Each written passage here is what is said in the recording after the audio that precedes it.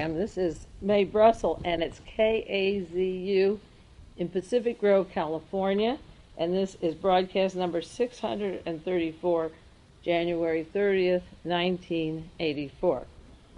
This time last year, that's in January of 1983, just a year ago this evening, I was talking about the Lehman family, the Secretary of the Navy, John Lehman, Joseph Lehman, Christopher Lehman, his brothers, the contracts they had with Northrop and Boeing before he was as Secretary of the Navy, John Lehman's role forming a corporation in February of 1977 called Abington, Abington, as an advisor to Northrop and Boeing and selling weapons as a lobbyist for them. And then he becomes Secretary of the Navy and buys the weapons from those companies at huge cost overruns. And Joseph Lehman, very important, is co-owner of Abington, this dummy front that his wife still works with, and people from the family are with.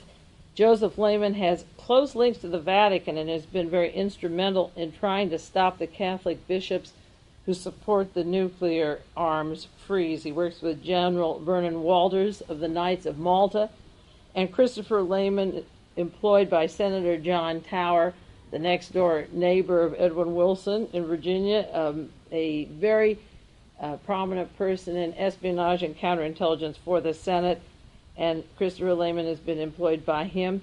And then Richard Pearl, the very conservative fellow that took over in the Pentagon, who worked 10 years for Henry Jackson, Senator Henry Jackson. Richard Pearl worked for Abington, a top employee. They opened up this Abington Corporation in February '77 before he became Secretary of the Navy. Incidentally, I've done other broadcasts on John Lehman and his various activities, his San Pantaloon parties in Washington, D.C., and the allegations of his homosexual relationships, even with people like Senator John Tower. Over in Great Britain, the Abington name is still used. It represents Northrop and Boeing, and it's run by Lord Chalfont, Chalfont. He paid $60,000 to keep the name. He's in Great Britain, and there isn't enough information out about Lord Chalfont. He really has to be investigated for his role with Lord Peter Carrington and Henry Kissinger. There's a big story in Chalfont, but I don't have access to it, and one of these days I'll get to it. Now, after I did this broadcast and I talked about their role also with Senator Henry Jackson, this last year Senator Henry Jackson died, and then Henry Kissinger took over the Committee for Central America. When Ronald Reagan gave a speech last week, he referred to the Senator Henry Jackson Committee and didn't say the Kissinger Committee. With Jackson out of the way, it became the Kissinger Committee. He conveniently died the same day, the day after Larry McDonald was deep-sixed over the Pacific Ocean. When I was making out the sheet for this broadcast that accompanies the tape cassette that goes out, and some of you subscribe to the weekly sheets, you send me a self-addressed stamped envelope and I give you a bibliography, I put a black dot under the certain names of people that have died in conjunction with what I'm talking about, because so many people have been offed, and I have the allegation in my mind that these death squads that Jack Anderson is writing about have been active in this country for the past 30 years, and whenever we get to stories of primary witnesses, all of a sudden somewhere down in there those people have died. And for my own research, when I read articles and I get to the middle of an article and I see that they just casually discussing one subject and then conveniently the primary witness they're talking about is dead, I take one of these little black dots and color code it to remind me that lost in that article, somebody has died. It's like that teenager, she's written up in the Houston Post and other stories, whose father received the Jimmy Carter papers. She took him to a class in Pennsylvania, that 8th grade student who brought these documents of Carter's administration. And when she brought them to class, the big subject was how did she get these secret documents, the kind of things that Ronald Reagan was receiving, to be coached so that he would seem knowledgeable at the time of the Carter debates with Ronald Reagan. And then you read down a little bit in the article, and it tells about Kirsten and how she brought them to the teacher, Kirsten Preble. Then it said Kirsten said her father, a marketing representative for National Steel Corporation, got the papers while he was staying at the same hotel as President Jimmy Carter. She did not know where the hotel was. The maid came in and put the papers on my father's bed and left. He went over and saw what they were. Preble said her husband died in 1982. Now, the story should be what did he die from, but the story is really that the child brought the papers to the class. And I find this over and over again, that just as a side note, there was a story just a little while ago when Klaus Barbie was first arrested, an interesting story how a woman wrote to her senator and heard about this top Nazi who was active in South America, and it bothered her that he was protected by the U.S. intelligence, and they gave her credit for opening up the story of Klaus Barbie, the congressional investigation of him, and then it goes on to say that her late husband, her husband died and she's remarried. That they mentioned her name when she had the correspondence, and then all of a sudden this young woman's husband is dead, and the story isn't about the death of the husband or this girl's father. It's about Klaus Barbie, but in the middle of their dead.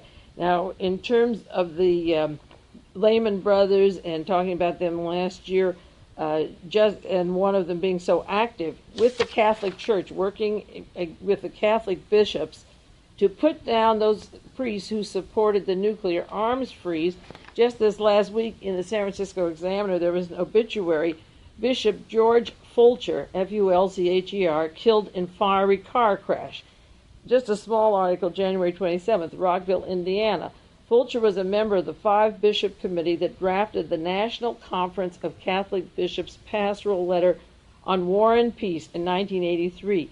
His car went over some way, it was completely demolished, and he was burned beyond recognition. So you couldn't do autopsy if there was food or drug or blown up or whatever. The car turned over, was completely burned. And this was one of the 5 people that was doing something that the laymen were representing the Vatican and didn't like. Cause and effect, coincidence. When you see just hundreds of these in the course of, say, 2 or 3 months, not hundreds, but maybe 30 of these kinds of deaths, you realize that the Murder Incorporated that Jack Anderson's been talking about, it does in fact exist, and I know it exists. Now, the Rebel is hard to get. Some of you are having trouble getting the Rebel. The issues are marvelous. They're really good. And they're covering this 5 so far. There's been articles on the CIA terrorists, on the murder of Vicki Morgan, a 2-3-part story on that, on Paul Laxalt and his complicated connections to the mafia, just filled with names. It's marvelous. Story on the mob in Philadelphia, the Greensboro Nazi trial, an agent provocateur named Joe Burton, very important story.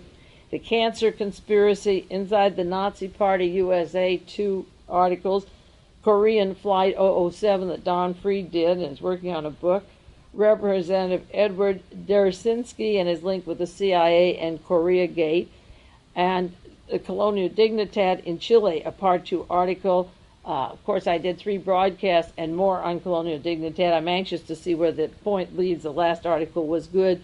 There's a lot more I hope is in the next thing. But these are very important. Now, if they aren't available, I don't know what to do. It's $125 a year, which is expensive, and $2.95 a copy. If it's not accessible in your hometowns, I guess eventually I'll have to photocopy certain articles and make them available to you, just like the Hustler went off the stands with the article of the Korean airline that was important, or the first article I did on the John Kennedy assassination and the Nazi connections. I'll be referring to those over and over again because they're very pertinent to today's news. I don't know how to get you to get your local stores to get these articles. You'll have to do that. And then when they're out of print and called back, if they don't keep back copies and sell them, and maybe they will, I don't know that they're bothering with that. They're getting them out so fast. Then we'll have to reprint single articles, and I just don't know what to tell you to do. In the Rebel, Volume 2, Number 2, there was an article about Vicki Morgan and the sex tapes. And in that article, Bill Turner wrote, I don't know his source, that Jay Paul, the detective from the Los Angeles Police Department, who worked with the late Larry McDonald, here's the Catholic bishop that's dead, Larry McDonald's dead, Vicki Morgan is dead, murdered, those 3 just in context of these articles. Jay Paul, allegedly, in the Rebel, visited by way of LAPD. He had the Vicki Morgan sex tapes and had access to them, and Western Goals had those particular tapes that they owned a set. Now, if Western Goals has a set, they would come from Jay Paul, which is he's mentioned in the article, and then go to the offices of Western goals, take them home, and then that goes directly Admiral Moore and Henry Kissinger and so forth. And of course, I made the allegation when Vicki Morgan was murdered that Richard Vagary and Roy Cohn from Western Goals were celebrating in Washington, D.C., having a big party, and then Henry Kissinger's star began to shine. He became appointed to the Central American Committee. Just at the same time that Larry McDonald was dead and Henry Jackson was dead, Vicki Morgan was dead, then Kissinger comes out on the sideline and becomes superstar. So there's very good articles in there, and I hope you can get them. I don't know how to supply them to you right now. See if you can get them. Now, Ronald Reagan in his speech last week talked about wanting space stations. Daniel Graham, the partner of the notorious Fritz Kramer, wants space stations. He's pushing for them. Today there was a story in the San Francisco Chronicle. It goes like this: Aero firms await space station details. And this is about the industries, all these wonderful contractors that want their piece of the action and their money. Martin Marietta, the Denver Aerospace, and Fairchild, and so forth. They're anxious. Ronald Reagan is going to put in those space stations. We're broke. The budget, the deficit is out, but he has to have his space station. So in the part of the article, in the Chronicle today, there's a quotation: "We anticipate there will be quite a bit of spread in the capacity, dividing up the cash," translated, divide up the cash, quoting Emmanuel Xenakis. I'm going to spell it for you in case you're not familiar with my back broadcast. Emmanuel, first name, Fthenkis.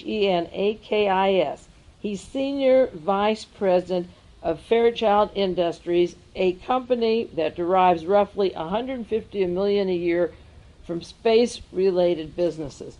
Now, just to take you back to Mr. Xenakis, remember the story that Pete Carey did for the San Jose Mercury? Maybe you don't remember it.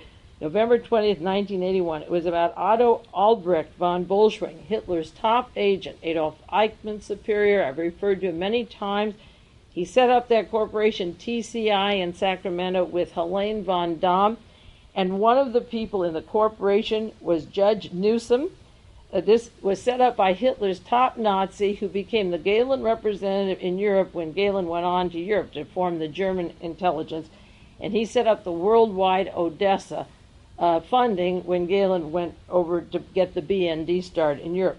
Now, when Pete Carey wrote this story about Otto von Bolschwing, he mentioned the firm of TCI included Judge Wilson A. Newsom, NEWSOM, who recently was identified as a big supporter and, if not a funder, of the IRA and the violent group over in Ireland. Helene vonDamm is in this article. She is now our ambassador to Vienna. She was the secretary for Mr. von Bolschwing and Xenakis. He referred to Reagan as governor at the time that TCI was formed. He's now president of the United States. And one of the people on the board was Emmanuel Xenakis from Fairchild Corporation, senior vice president. And Xenakis is now vice president of Fairchild, senior vice president. Fairchild, combined with Schlumberger, that was the double check organization that Guy Bannister worked for when he was working with Lee Harvey Oswald and the World Anti-Communist League. Xenakis is a relative of Aristotle Onassis. He worked for Ford Motor Company. Xenakis, he's a Greek with direct contacts to Onassis when Onassis was alive. Ford Aerospace, Philco Ford, past vice president of ITT. And ITT, of course, was one of the corporations, along with Ford and General Motors, that was behind the complete funding of Adolf Hitler. And at the time the article came out, it said former vice president of Fairchild. He today is the current vice president who will be the recipient of the space station information. Now, this whole operation, this TCI, was a Nazi Gehlen operation, and their goal was to control space stations for genocide and for slavery up in space to relieve the world of 80% of its population. So that the man anxious to build those space stations, waiting for the cash that Ronald Reagan's going to put in his hands that we don't have with our deficit, is going to the hands, among other people, of Emmanuel Xenakis, who directly, you can't be any closer, the President of the United States, to Helene vonDamm, than being Fairchild recipient of those space colonies, space stations. Now, apropos of that, Tom Davis up in Aptos has 100 copies of the book Alternative 3. That is, firstly, it is sold as nonfiction, then they said it was fiction. About 80% of that is absolutely true, and Leslie Watkins, who wrote it, will verify it for you. Get that book from Tom if you want it. It's hard to get. He got 100 copies from Canada. And on broadcast, I've done a lot of tapes on this, broadcast number 394, this is June 1979. This has to do with the space colonies that Mr. Senecas and the Otto von Bolschwing Galen network are going to build. Tom has those. They are $4.95 at 6% tax in California for the book on, I think it's $1 for the postage, Alternative 3. They're very, very rare, and he did get 100 copies. So the first 100 people that want that book, I have his address on the sheet here, and you can write. If you want to write it down, it's P.O. Box 1107, Aptos, California, 95003. Read Alternative 3 and then appreciate that Mr. Senecas and Ronald Reagan and the heritage of Otto von Bolschwing is indeed operable, and they are the people who are going to build these space stations. Now, Jack Anderson did part 3 and 4 on his death squads. He's been doing a magnificent job. He had 3 important articles this week. I shared with you part 1 and 2. This week he had part 3, Squads Unstoppable, with a question mark in it. He says that Ronald Reagan would like to stamp out the death squads, which is a lie, and I can prove that to you in about 1 minute. He says our CIA set up the death squads and to overthrow Mr. Arbenz in 1954 in Guatemala, which is true. And they also began in 1953. I wrote about that in The Rebel, how they were formed. The CIA continues to maintain contacts with the death squads, and he tells about their work in El Salvador and their work with the World Anti-Communist League and how they tied in with the world Nazis and continue. All the members of the organizations in El Salvador and Guatemala are tied into the president down there, and Ronald Reagan over the table says he wants them stopped, but I doubt they can be stopped. And as I say, if I put a black dot after every name on the bibliography that comes with this program of people killed, you realize that they're very active in this country. Part 4 on his CIA terrorist bankroll, he talks about Mario Sandoval Alarcon, Alarcon, who's the CIA protege who runs the squads for the National Liberation Movement, headed by the CIA. He repeats again for the 4th time, and for a reason he's doing this. Jack Anderson doesn't repeat many articles. This is part 4 of those death squads that began down there in Guatemala, and how the CIA continues to provide secret funding to Sandoval, who works with the World Anti-Communist League. And again, that was Schlumberger and Double Check and Guy Bannister and Robert Mayu. Going back to the Kennedy assassination, John Kennedy's death was just part of a worldwide death squad organization, and that's what I wrote about on the anniversary of Kennedy's death for Rebel.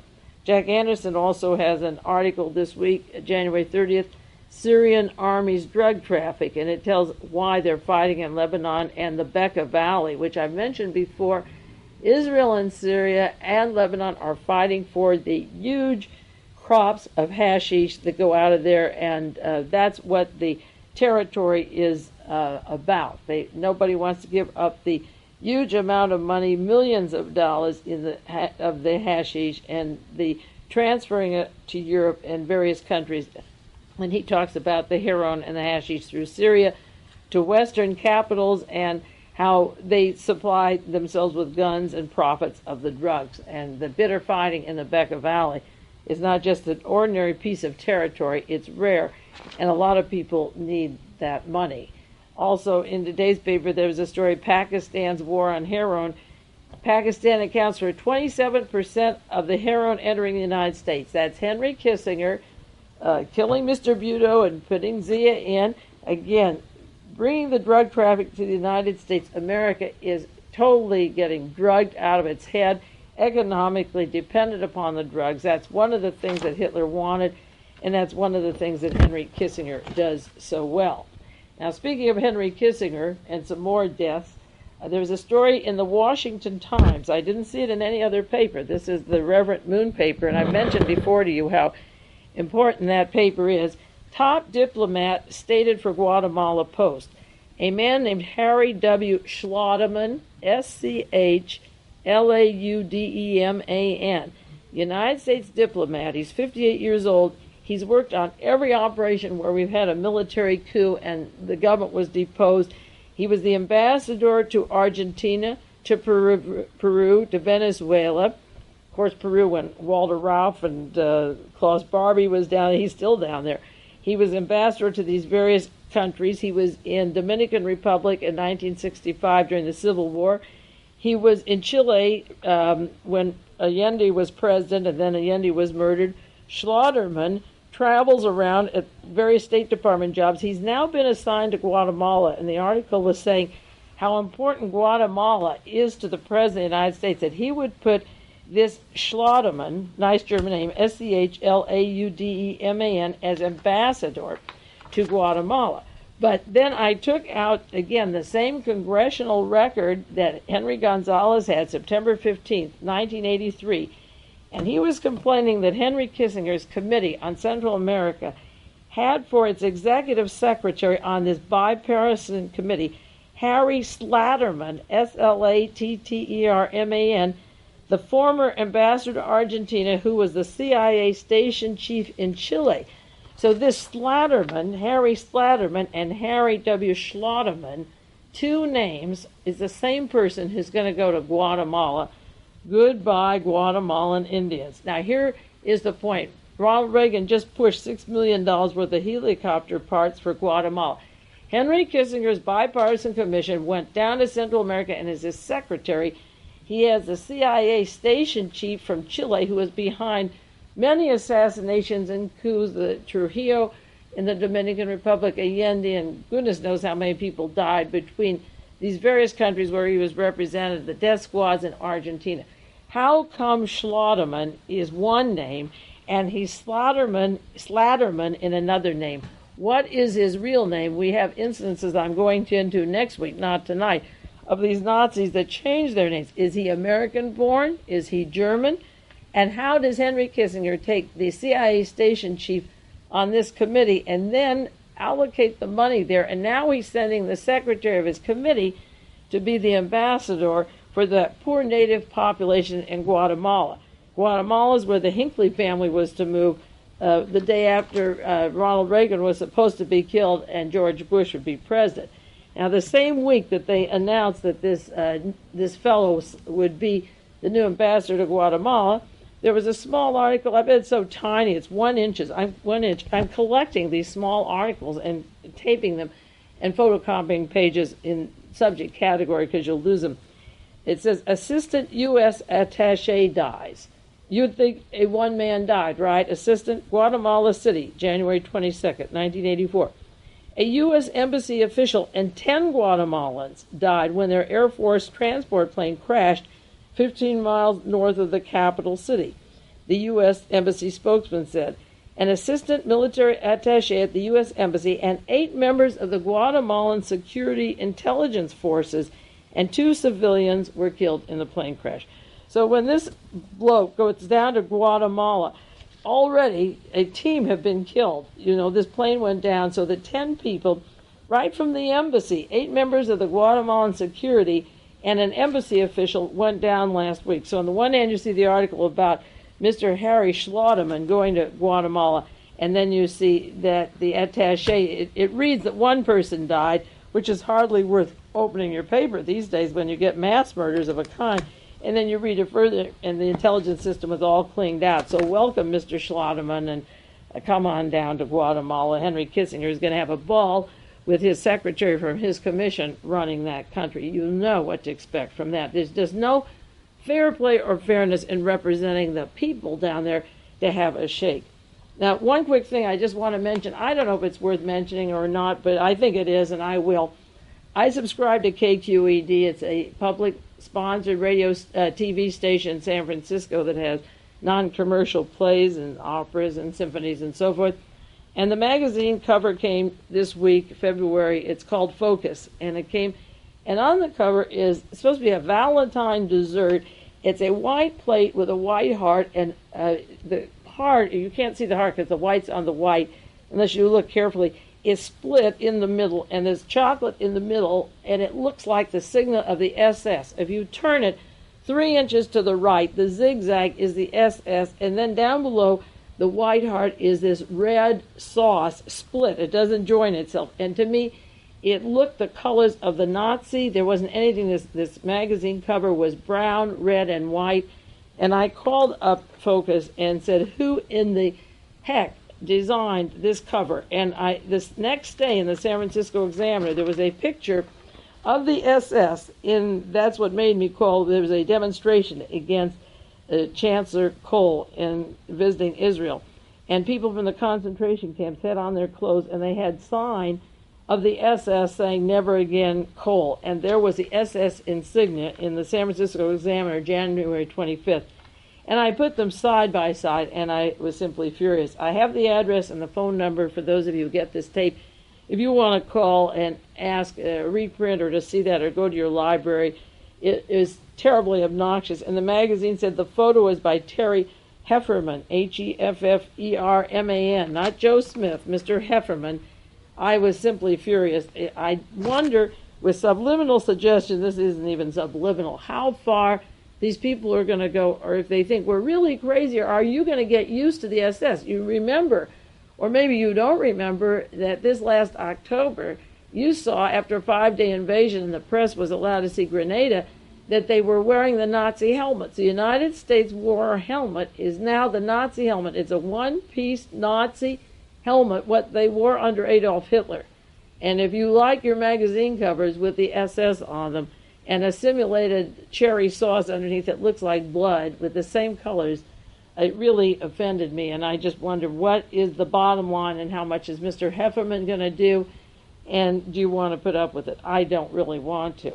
Now, there was a picture of Mrs. Beat Klarsfeld, and I want to talk about her and some of her work for the remainder of this program and some of the things she's done in relationship to work that I've done.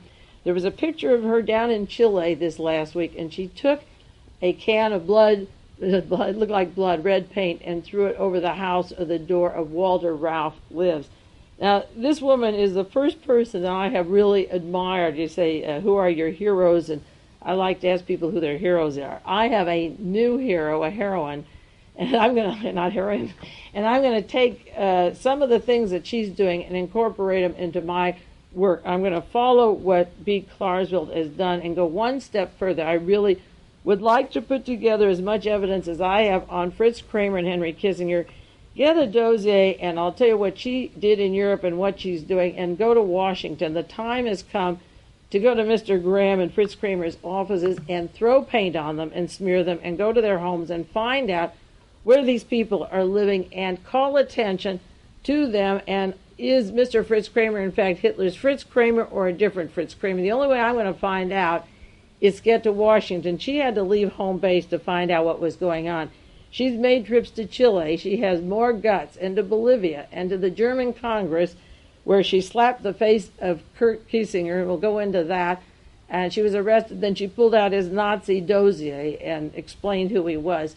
I think the time comes that you have to really meet these people eyeball to eyeball and let the press know that they can't suppress who these people are that are bringing us to World War III and the horrors of war that accompany it.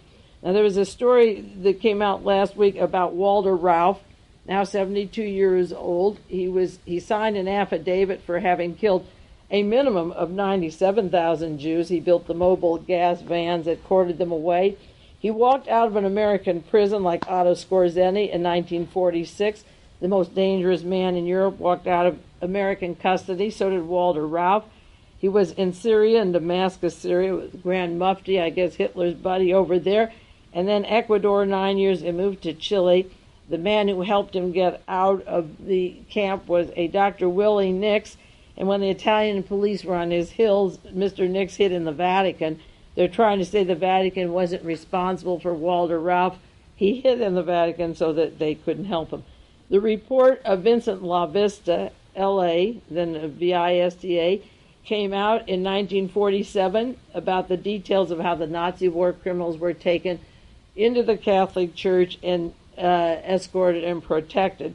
Now, the article about Walter Rauff is just one more Nazi. You may say to yourself, how many Nazis are we going to hear about, like Klaus Barbie or Martin Bormann or Joseph Mengele or Walter Rauff? Would you believe that there's 100,000 top Nazis that the Vatican alone has helped document, help them leave? Top Nazis with hundreds of millions of dollars, hundreds of millions in 1946. Not cash, not just pieces of cloth. Now, the excuse of the Vatican, according to the La Vista report, in letting Rauff out was that they had a desire, in quotes, to infiltrate not only European countries but Latin American countries as well with their political beliefs. As long as they were anti-communist and pro-Catholic, they let these people out. We'll take a break now for 1 minute, and then I'll get back to that subject.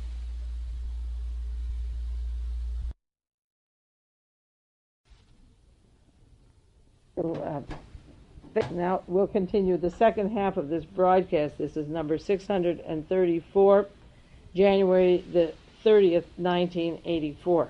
We followed the arrest of Klaus Barbie. Walter Rauff has not been arrested, but this woman was down there in front of his home. As I say, Mrs. Klarsfeld was down there demonstrating the fact of where he lives, and she was visually seen, making herself seen. Now, the Vatican came out with a report just today. It was a report of Vatican that the Nazi link is called propaganda.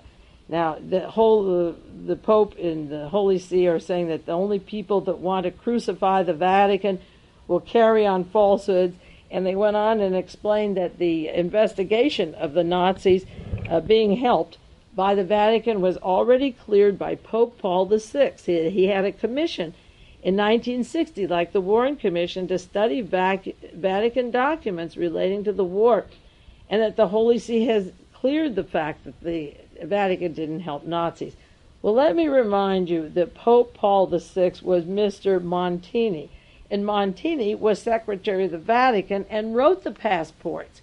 That's like Lyndon Johnson asking to write, Earl Warren and that gang to write the Warren Report. Montini wrote the passports. And along with Montini was a certain fellow from Poland. He came in as a young advocate. Of course, the Roman Church, he wasn't even a priest at the time. He had Mr. Karol Wojtyla with him from Poland, who wasn't a priest. He worked as an actor in the underground in Poland. At the same time, Ronald Reagan was an actor. He worked for I.G. Farben, sold a chemical, which he's admitted, at Auschwitz when the exterminations were going on. Then he goes to Rome and meets up with Montini, who was writing the passport. Reagan worked at General Electric, and many of those top executives went on to I.G. Farben. Ronald Reagan and this Pope Paul II are actually pathological. They're freaks. They're pathological freaks who want space stations for genocide built by Nazis, who wrote those. The Pope was there when they were writing the passports for the Nazis. Then he went back to Poland to become a priest. If you want more information, look up the book Aftermath by Ladislas Farago, a detailed account of Monsignor Jose Montini, who provided the passports for the Vatican. Now, is Farago telling the truth? Does he want to crucify the Roman Church? Well, top Nazis, including Walter Rauff, gave testimony in courts in Chile of how they left. They have verbatim what is in the news today on how he left. He told the courts how he got out. And Mr. Frederick Schwinn, I'll do more on him later, if not tonight, the top Nazi. Schwinn was wanted for the murder of a man named Mr. Rossi, and in his court testimony in Chile in 1972, he tells about his role with the Vatican. And Schwinn funded the fellow who built the railroad who got the Nazis out. The money came from him. We'll do more on that later. So the denial is absolutely ludicrous. It's insulting to the intelligence. Now, the Pope, this week came out, January 28th, the Pope wants the openness of the Vatican. News story, he says, he wants it to be like a house of glass, carrying out its affairs openly for all to see. The reason I say he's a pathological liar, he and Ronald Reagan are pathological liars who have to be hypnotized to tell such overt lies because their entire career depends upon their lying about what they did in the past. whatever connections that Reagan had, whether it was Errol Flynn, when Flynn was in the Gestapo, or his links to the Music Corporation of America coming in from Illinois, and Bundy and the church group out of Wheaton, Illinois. Their backgrounds are such a garbled mess of espionage and deception and death squads that the only way they can keep their image is to have this blue sky, the white clothes, the waving at helicopters, the constant smiling. In fact, one thing that Lyndon LaRoche has a book on is called The Tavistock Smile, and it's on the hypnosis of people like Jimmy Carter through Dr. Peter Byrne and psychiatrists who give these men. And Ronald Reagan, before he was governor, went to a psychiatric clinic. He was treated in Los Angeles. What they have is the Tavistock grin, and the Pope has the same thing. It's all peace and love. So at the time that there were scandals are coming out, and the Klaus Barbies that were housed and transported by the Vatican, the trial taking place, he tells 1,000 journalists he wants openness. Now, Italy is catching on to the Vatican. Italy's planning to revoke the Vatican privileges. I don't know if you read this last week's paper. The socialist premier in Italy has asked the Vatican to cease making Italy the Roman Catholic the state religion. Did you know that? Premier Bettino Craxi, C-R-A-X-I, has said that it's not the primary religion. The state religion is not the Roman Church in Italy. Divorce is legal in Italy. Abortion is legal in Italy. They don't want the Roman Church interfering with education. People only will go to Catholic schools if the parents want them. They only get religious education if the parents ask for it. And they made another big step. Special privileges no longer are given to arrested priests. You get that? They didn't like their $22 billion of oil money going by way of the Vatican down to Argentina. Somebody's catching on because the countries will go bankrupt if they don't get the church out of their affair and the special protection of the priest. So no longer is a priest protected not to be arrested. That was this week, and they will not allow the Roman Church to ban books that the church found unacceptable. That is a big change in Italy. If you realize that there's a socialist government in Italy, that we have Mitterrand in France, that Bolivia went socialist, that Spain lost its fascist dictatorship and went socialist. There are changes happening, and again, in Argentina, lost 3 former presidents are being tried for murder and torture. You may throw your hands up in the sense and say, what good is it? What can we do? You lazy Americans better get off your butts and figure out what to do. Anybody but Reagan, get somebody in who calms us down a little bit. Anybody but Reagan and George Bush behind him. Get these crazy people out, because then there may be some hope. Now, getting back to this article, there's an article in Parade magazine. Some of you get it and some of you don't, and I want to go into detail some of the points and the connections this woman made. It's Parade, that comes with the Sunday supplement of the Washington Post, January 21st, 1984. You can get it at your libraries. I'll reprint them and make copies for you if you send a self-addressed stamped envelope, long envelope and 2 stamps. It's called The Woman Who Avenged the Children of Izu, I-Z-I-E-U. Izu is in a small town east of Lyon, France. About 50 miles from there, there was an orphanage that kept 41 Jewish children upstairs hidden there in 1944. And Klaus Barbie himself arrived at the orphanage, and his SS men broke in, put all the children on the truck, and ordered that they all be sent to Auschwitz April 7, 1944. And Beat Klarsfeld, almost single-handedly, has brought crimes against humanity. The statute of limitations ran out on Klaus Barbie's other activities, and she has a trial that is starting now on crimes against humanity. She is a German Lutheran woman, not Jewish. Born in Berlin, 1939, her father was a soldier in Hitler's Wehrmacht. And at 21, she went to Paris to be a governess and was taking care of children when she met Serge Klarfeld, a student in political science, and he told her how his father was rounded up by the Gestapo and killed at the concentration camps. The father said, I can survive the camps. He didn't realize that it was a one-way ticket to death. And he told Serge and his mother and young sibling, they were able to hide in Nice and stay away from the Nazis.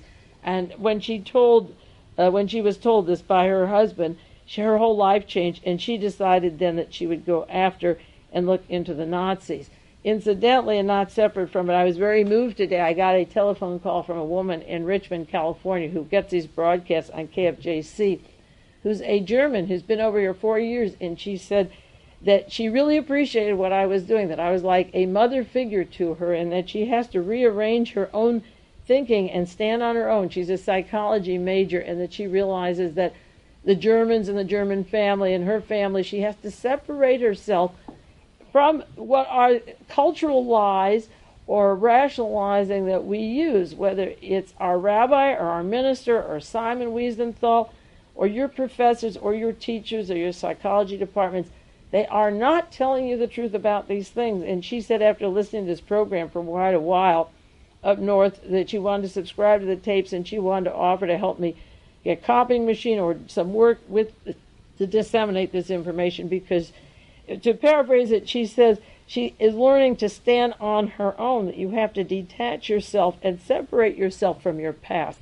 And that's absolutely right. That's what I had to do for my family and my cultural background. I had to think for myself, to separate myself from what I learned in high school or at Stanford or anywhere else, or my family, who are all living, and think for myself. And this is what this Beat Clarksville did. Beate is the way you spell her name, Klarsfeld.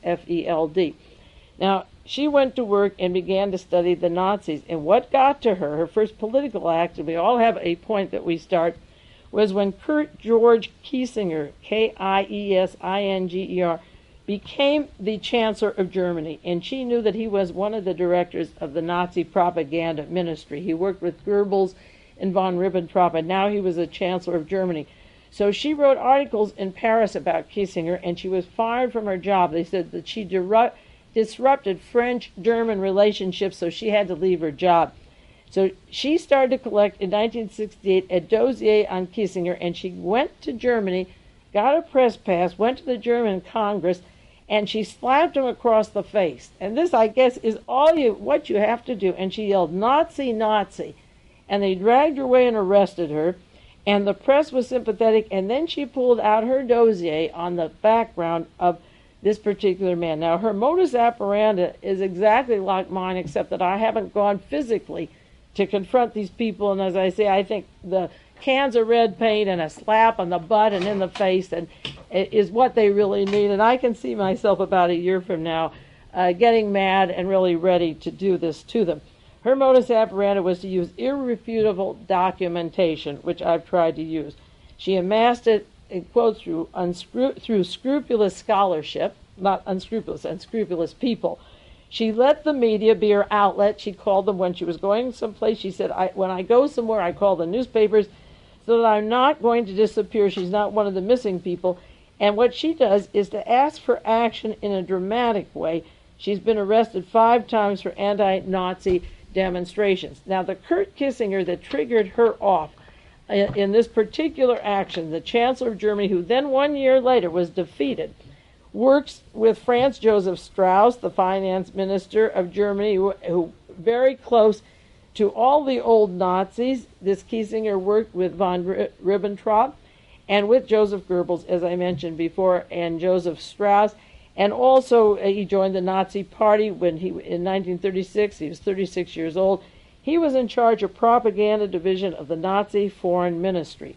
Now, what's so important about this Kiesinger that she attacked was the relationship of him, and I want you to follow this very carefully, into the Los Angeles Olympic Games for 1984. The same people planning and intriguing counter-espionage, intelligence, violence for the Olympic Games, linked directly to this Kiesinger whose face she slapped. He may not be the chancellor, but the point is he didn't just fade away. He works with Hermann Abst, who was taken in by the Auschwitz Pope to handle their missing money, and with Mr. Krupp of the armaments company that John J. McCloy released. Now, in the article I wrote for Larry Flint in Rebel on the Nazis and JFK, turn to page 34, and in there I talk about General Walker and his Hitler-Nazi connections. And if you don't have the article, you can send it for me. The reprint is $3 plus postage, a couple of stamps, a large envelope if you didn't get Rebel.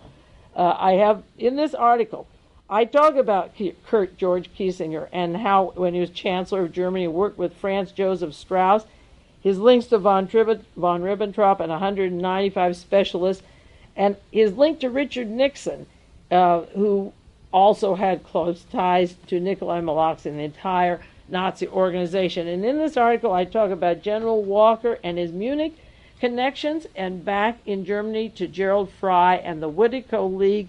It's all written there, and the organizations that are active today with the John Birch Society, with Robert Morris, who's building those space stations with the Fairchild Schlumberger Otto von Bolschwing network. He's right in Princeton now, working with Gerard O'Neill on the space stations. And in this article, I talk about Dr. Walter Becher, Becher, and his offices and his links to Western goals out in California, the propaganda minister. Now, I don't have to repeat what's in the article on who killed John Kennedy and the use of propaganda. It is in the story I did, Rebel, and I took a lot of it from U.S. Farm News, written by Morris Kaminsky. There were not footnotes in that article, and many of you have this reprint from 1973, March 73, and that's available for you on Kurt George Kissinger. And then I carried one step further to the Birch Society, to General Walker, to Larry McDonald, the president of the Birch Society, and Murder Incorporated, coming out of the Western Goals offices in Virginia, and down in Atlanta, Georgia. Now, on a broadcast in March 1982, I did a broadcast on this Kurt George Kissinger. You can get those tapes if you want, tape 538, and his links to Hans Langemann, Langmann, Mr. Kissinger's links. Langemann was in charge of the security for the Munich Olympic Games, and they worked closely, those Nazis, with Richard Nixon, the CIA, Mr. Hart from the CIA, and I told on the air just a year ago, March, how the CIA hid the index of 58 volumes of Nazis in this country so we couldn't get access to who their names were, and how Hans Langemann was working with Mr. Kissinger and was securing Olympic Games. And that entire broadcast a year ago was on the Olympic Games and the link of the Nazis and our CIA, and then we tie into the Birch Society, which I also have written about in the article that was in the Hustler on the Larry McDonald flight. It details the links of the Birch Society to the LAPD. The Los Angeles Times had a story about Larry McDonald that I've referred to many times, how his excuse for Western goals was that he had to have information because of the threat of terrorist action at next summer's Olympics based on an attack of the Israeli athletes in the 1972 Olympics in Munich. Larry McDonald, the former president of John Birch Society, worked with General Walker, and Mr. Kurt Kiesinger, who was part of the massacre of the Olympic Games in 1972. On page 43 of the Hustler in February, and I'll keep referring those two articles that I wrote, one for Hustler that Larry Flynn has in February, and also the Rebel on JFK. I go into lengths about the PLO attack on Israeli athletes in Munich and their links to the Los Angeles Police Department. Incidentally, Western Goals was doing their disinformation down in Grenada, and the Moral Majority has a report about the Cubans. They published disinformation and propaganda. That's what Ribbentrop did. That's what Goebbels did. That's what General Walker did when he called Europe and called the Nazi newspapers to tell them Oswald, the guy who killed John Kennedy, had shot him in April. They have used the same network of Adolf Hitler's disinformation from Nazi Germany right up to the Chancellor of Germany, whose face she slapped, and he was not reelected in 1969, and then on out to L.A. Now, there's 3 articles that I'm going to try to cover here in 10 minutes regarding the continuity. If you can't follow all of this, and I'm going pretty fast, you can get back tapes on the broadcast of Mr. Kissinger. His name is in the news now because of Beat Klarsfeld accosting him and accusing him of his ties to propaganda and the propaganda machine I was writing about, linked to the John Kennedy assassination, the Birch Society, to General Walker and Robert Morris with the space stations right now, and with Fritz Kramer and Jen General Daniel Graham of the Defense Intelligence Agency. Now, last week, January 26th, there was an article in the San Francisco Examiner and the LA Herald. Paul posed as an LAPD Olympic planner. J. Paul is the policeman who took the files home from the LAPD to his garage that went into the computer at Western Goals. This is the story. Detective J. Paul is facing charges currently for taking the LAPD papers to his home. This is separate from the Civil Liberties Union suit with 131 plaintiffs versus the LAPD. It is a reprimand hearing against J. Paul. The prosecution is saying that he did it on his own. The defense is saying it insults the intelligence to not know that he was working for Chief of Police Daryl Gates. Now it says that J. Paul tried to pass himself off as a Los Angeles Police Department Olympic planner. His purpose was to obtain Sheriff's Department information on the arrangements and security on his own for Murder Incorporated. Keep in mind, Edward Teller, Admiral Moore, Henry Kissinger, Roy Cohn. This was going to Western Goals. He was disguising himself as a planner of the Olympic Games security even when he was under investigation for taking this stuff to the computer in Long Beach. And the article said it represents a long-standing pattern of his conduct. Long-standing, he steals from the LAPD, turns it over to the Defense Department, then it goes to the desk of Kissinger and so forth, and the intelligence. It goes back to the BND, the Galen operation in Europe, and into Vienna to Helene vonDamm, back to TCI and the Otto von Bolschwing network. The article said that J. Paul was requested at one time by Chief of Police Daryl Gates to prepare a memo on Olympics research a year ago. Dig this. J. Paul, with Western Goals, was asked by the Chief of Police, a former Marine officer, who was the Deputy Chief of Police under Ed Davis with Squad 19, the plans to kill Richard Nixon to make Agnew president, and the riots in 1972. J. Paul was asked for a memo on Olympics research. So he went to his garage and brought out these papers, and Sergeant Ken Small said the police advocate prosecuting Paul said he will prove that Paul actually relayed information from the Olympics Planning Committee to an official of Western Goals from LA, a private right-wing intelligence concern. This unspecified information turned up in a rough draft of an article by John Reese of Western Goals, who was put there by J. Peter Grace and Mr. Milliken on the board of Western Goals. Paul's turned over the documents of Western Goals, and he lied to the department. The allegation was that the investigators knew what he was doing. The other side, his lawyer said it insults the intelligence not to know that he wasn't doing it. But the chief of police asked him for information on security for the President of the United States, on executive security. Why wouldn't the chief of police, dig this, why wouldn't he ask the Secret Service? Executive security is the President of the United States. J. Paul took these papers from the police department and is working with Western Goals, handing them over to the military. The article says the documents that J. Paul and his wife, Mary Love, had in their garage and in Long Beach were to help Police Chief Daryl Gates with background for a speech he planned to give on executive protection. Another cow flew over the moon.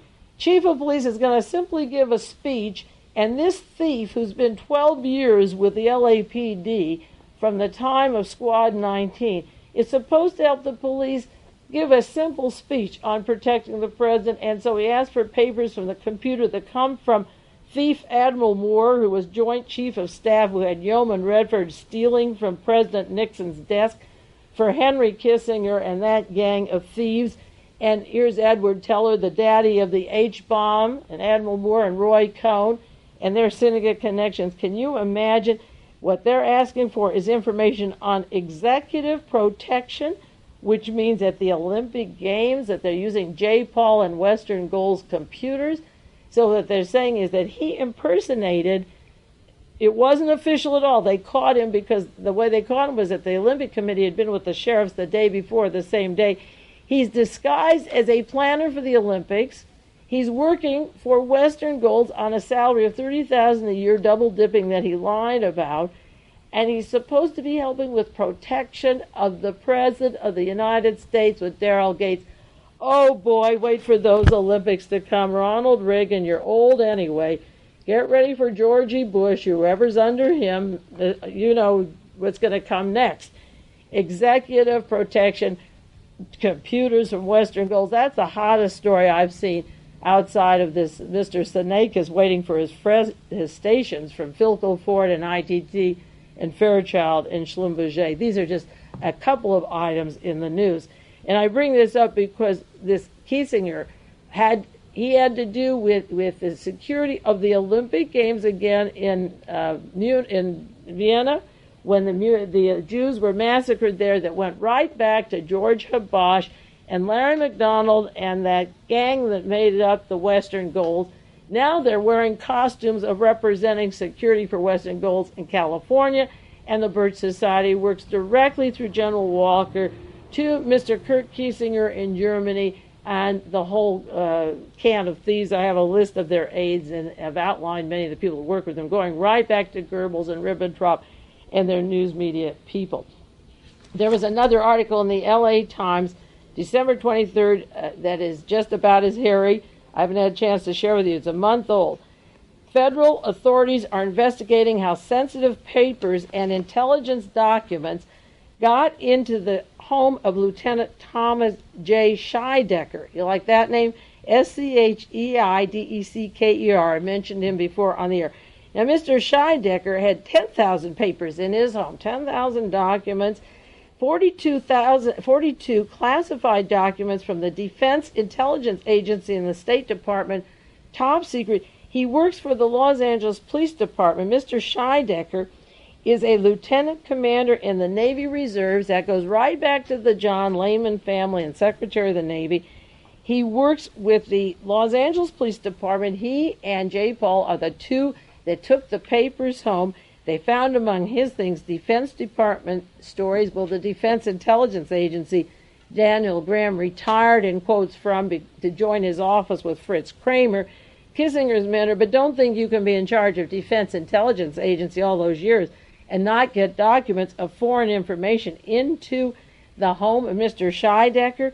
So the Defense Intelligence Agency's top secret from the Air Force, the Army, U.S. Embassy attaches are in the hands of the Los Angeles Police Department, marked confidential, in Scheidecker's home, and J. Paul worked under Scheidecker. So you've got executive protection, you have impersonating the Olympic security, you have foreign papers, classified documents, which were allegedly to help plan for the 1984 Olympic Games. If they were in on the planning, why are they arrested for taking this stuff home and working with the overseas file? Now, Scheidecker is lieutenant commander in the Navy Reserves while he works for the Los Angeles Police Department, and he works under William Medigovich. I've mentioned him before on the air. William Medigovich, Medigovich. There's no more Smiths and Jones working in our military. You understand? Kissinger, Medigovich, Scheidecker. You get the point? Okay, Scheidecker from Navy works for Medigovich, former CIA officer, who's currently in the Army Reserve Major Intelligence. So you have the Army Intelligence, you have the Navy Intelligence, and Scheidecker's job is to head the Office of Emergency Service, put in here by our Governor Duke Machen. Now, just 10 years ago, and I've referred to this before when I said there were institutions to dismantle, and I wrote an article for Paul Krasner's Realist, I said the Office of Emergency Service should be dismantled, that Ronald Reagan wants to be president, this was 10 years ago, and is pushing for the California Office of Emergency Service. So when the Olympic Games are coming up, and Mr. Scheidecker from Navy Intelligence with European papers, taking them home 10,000 papers of secret top State Department and military intelligence, Medigovich of the CIA, Army Reserve Major Intelligence, running our Office of Emergency Service. Can you see this game warming up? And J. Paul working under Scheidecker, and the two of them with documents on the Olympic Games when they're impersonating. None of these papers were supposed to be in their hands, and it goes back to the same Kiesinger network, the Nazi, that Mrs. Klarsfeld first began to study. I have one more scary story on the LAP, but there's no more time. we'll have to have a cutoff here. And next week I'm going in some more about Beat Klarsfeld and what she's doing and her investigation into these Nazis and how she brought out Mr. Fritz Schwend, who, as I say, funded the railroad. David Emery discovered that in his research. It was in one of the books, but I forgot and didn't remember that he put up the money, the millions of dollars, for the Mr. Hugh Galt from the Vatican, who had the rat line. The money was paid from the teeth and the diamonds and the gold of the Jewish people that was put into the Reich Bank that Herman Abst was president of, who's now working with the Auschwitz Pope at the Vatican Bank today. There's no way to erase these stories. The problem is that these are the people planning the space stations, planning the Olympic Games, Brahu, and you better get busy on that. We've got, I think, the next article after my Grenada story will be hopefully a 4 or 5 part on the LAPD.